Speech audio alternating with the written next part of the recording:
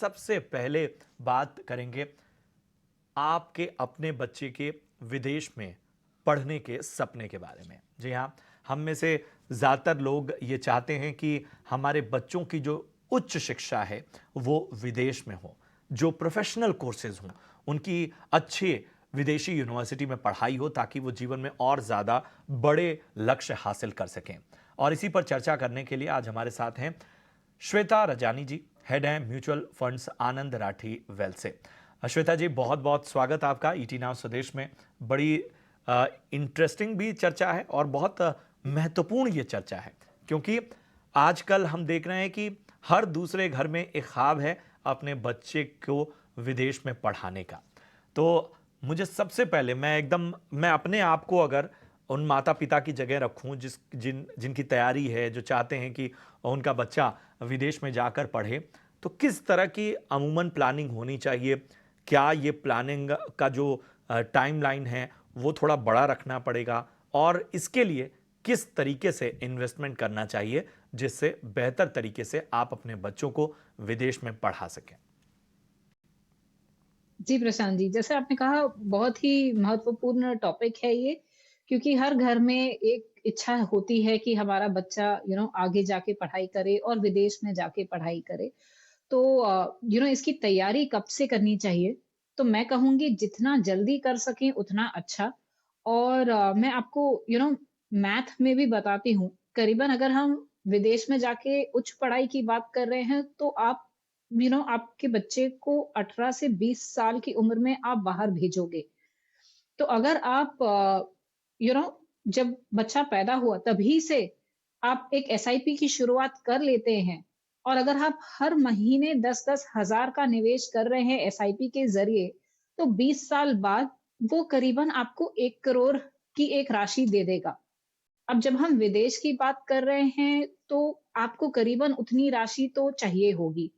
यही अगर आप सोचे कि बच्चे का प्राइमरी स्कूल करीबन खत्म हो जाए, तो 10 साल की उम्र में से हम शुरुआत करते हैं, तो 10,000 की जगह आपको 40,000 की एसआईपी करनी पड़ेगी, ताकि जब बच्चा 20 साल की उम्र में पहुंचे, जब वो विदेश जा रहा है पढ़ाई पढ़ाई करने के लिए, तो आपने 1 करोड़ की राशि जमा कर ली हो। तो इसीलिए कब से शुरुआत करें? जितना जल्दी हो सके, जब बच्चा पैदा हुआ है तभी से आप शुरुआत कर लें थोड़ा-थोड़ा निवेश करने का।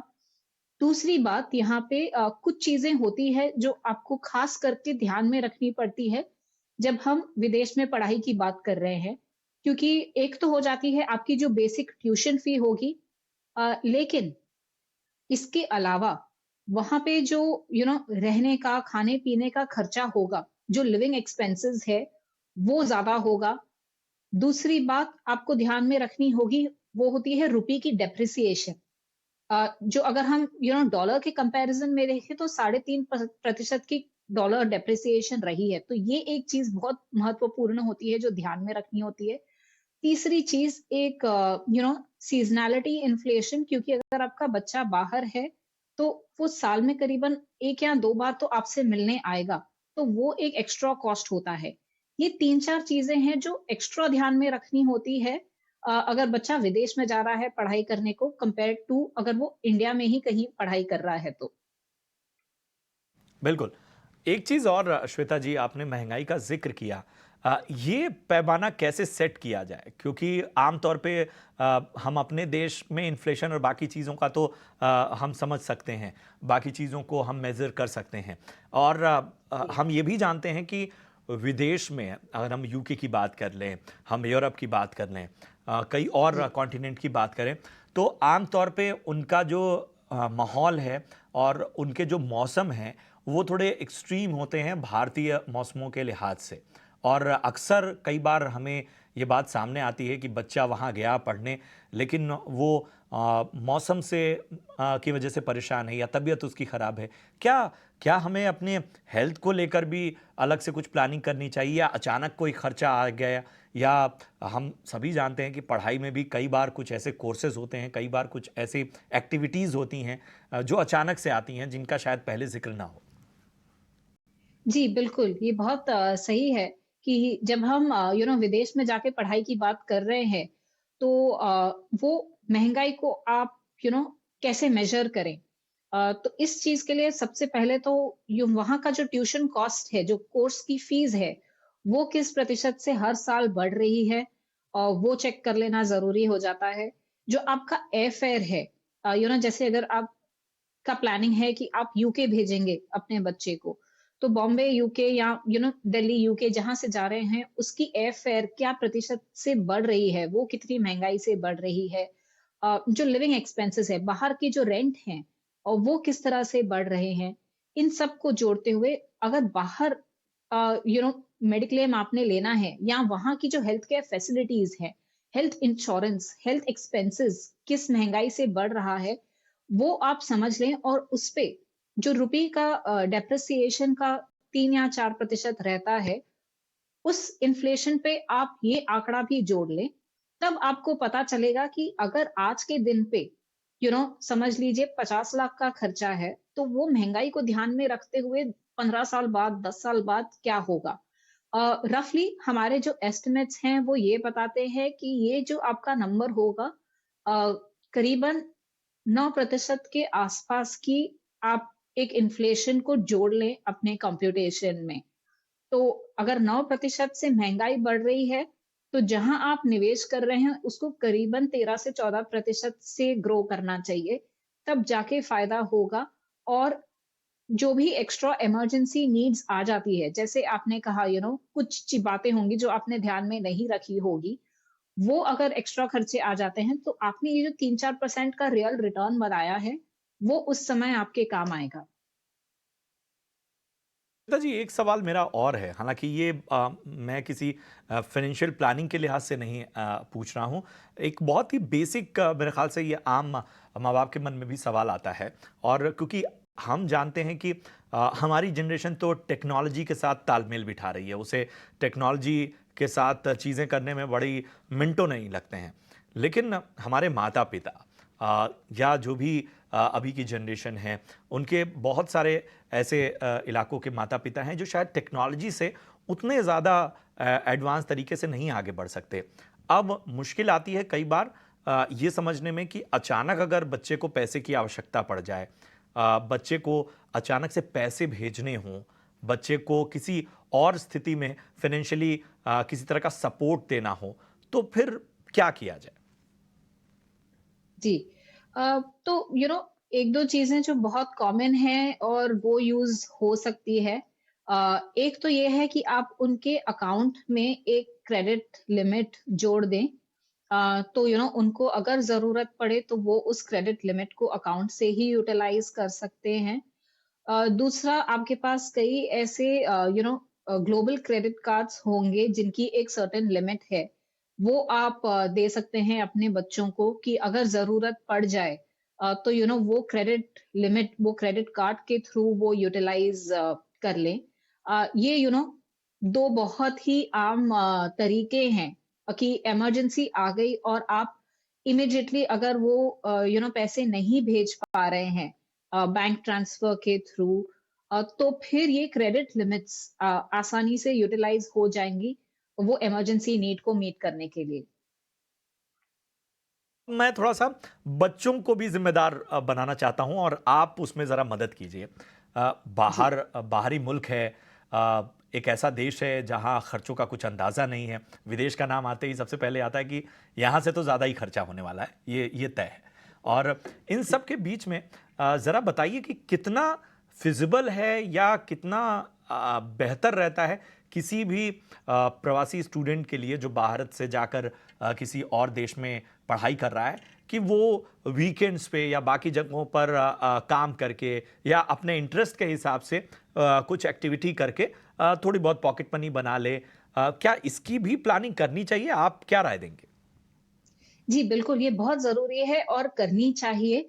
इसीलिए एक बहुत बेसिक स्टेप जो मैं कहूँगी हर बच्चे को या हर युवक को करना चाहिए, वो ये होगा कि आप बजटिंग कर लें। बजटिंग आपको बताती है कि आपका रेगुलर एक्सपेंसेस में कितना खर्चा होगा। समझ लीजिए किसी बच्चे को पॉकेट मनी दी है उनके पेरेंट ने, तो उनको पता है कि मेरे पास इतना है खर्च करने के लिए। और मेरी जो बेसिक नेसेसिटीज है, जो मेरा रेंट जाएगा, मेरा खाना पीना, अगर मैं कोई कोर्स के लिए एक्स्ट्रा क्लासेस ले रहे हैं, ट्रैवलिंग एक्सपेंसेस, इन सब में कितना खर्च हो जाएगा। इसके बाद मेरे पास कितनी राशि आके बचती है। तो वो अगर सही से बजटिंग है और उसमें 10% आप एक इमरजेंसी के लिए फंड जोड़ दें, कि इमरजेंसी में कुछ खर्चा आ सकता है, कि तबीयत बिगड़ गई, या कोई एक्स्ट्रा नोट्स लेने हुए, या कुछ करना हुआ, तो 10% आप उसके लिए जोड़ लें। या कोई एक्टिविटी आ गई आपकी, कोई प्रोजेक्ट आ गया जिसके लिए खर्च करना होगा, तो वो 10% एक्स्ट्रा फंड लेके फिर जो बचता है, वो आपने अगर वीकेंड पे जाके कहीं कुछ कहीं घूम आना है, तो आप उसके लिए कर सकते हैं। दूसरी चीज़ जो काफ़ी बच्चे करते हैं जब वो विदेश में पढ़ाई के लिए जाते हैं, तो वो पार्ट टाइम जॉब्स भी करते हैं। और विदेश में घंटों के हिसाब से भी आप काम कर सकते हैं और एक्स्ट्रा कमाई कर सकते हैं। तो वीकेंड्स पे वो भी बच्चे सोच सकते हैं कि आप कैसे कोई पार्ट टाइम जॉब करके कुछ एक्स्ट्रा कमाई कर लें, एंड देन आप उसको अ, अपने एक्स्ट्रा खर्च के लिए आप यूज़ कर सकते हैं। तो ये बहुत ज़रूरी है। ना ही उन बच्चों के लिए जो बाहर जाते हैं, बट यहाँ पर भी जो बच्चे हैं, उन्हें ज़रूर करना चाहिए जब आप कॉलेज लेवल पहुँच जाते हैं तो। ठीक है।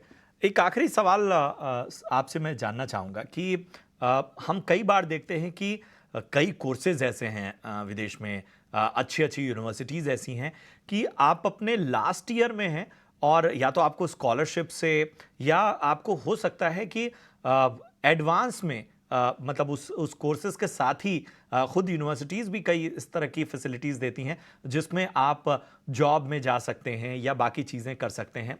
अब अगर बहुत मतलब आमतौर पे एक धारणा है कि पहले पूरी पढ़ाई कीजिए, उसके बाद नौकरी पकड़िए।